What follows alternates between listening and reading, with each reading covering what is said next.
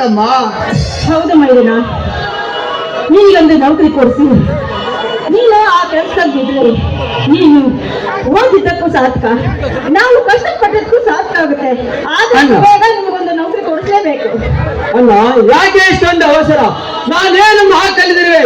ಈ ನಮ್ಮ ದೇಶದಲ್ಲಿ ನನಗಿಂತ ದೊಡ್ಡ ಡಿಗ್ರಿ ಒಗಿಸಿ ಮನೆಯಲ್ಲಿ ಕೆಲವರಿದ್ದರೆ ಮತ್ತೆ ಕೆಲವರು ಕೂಲಿ ಕೆಲಸ ಮಾಡುತ್ತಿದ್ದಾರೆ, ನಾವು ಕೂಲಿ ಕೆಲಸ ಮಾಡುತ್ತಿದ್ದಾರೆ.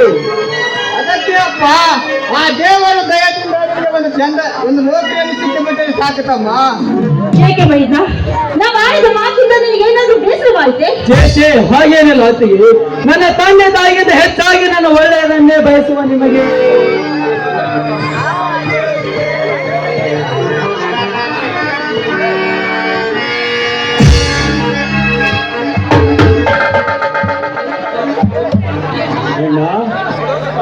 ಅಣ್ಣ, ನಿನ್ನ ಮುಖ ನೋಡಿದಲ್ಲಿ ಏನೋ ಅನಾಹುತ ನಡೆದ ಹಾಗೆ ಕಾಣಿಸುತ್ತದೆ ಅಲ್ಲ?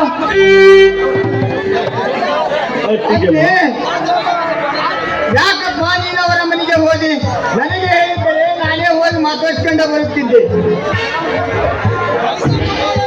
ಮೈದನ, ನೋಡು, ನೀನು ಏನಾದ್ರೂ ನೋಡಿದ್ರೆ ನಮಗೂ ಅಷ್ಟೇನು ಹೋಗುತ್ತೆ. ಯಾಕಪ್ಪ ಇಷ್ಟೊಂದು ಬೇಸರ?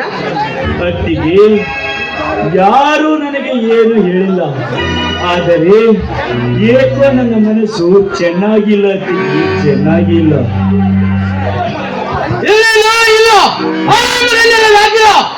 ಬಾಯಿಗೆ ಬಂದ ಹಾಗೆ ಮುಗಿದ ಹಾಗೆ ಕಾಣಿಸುತ್ತದೆ. ಹೇಳಣ್ಣ ಹೇಳು.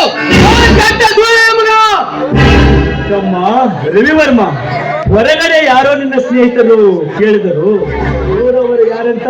ಹೌದಣ್ಣ, ನಾನೇ ಹೇಳಿದೆ, ಹೋಗಿ ನೋಡುತ್ತೇನೆ.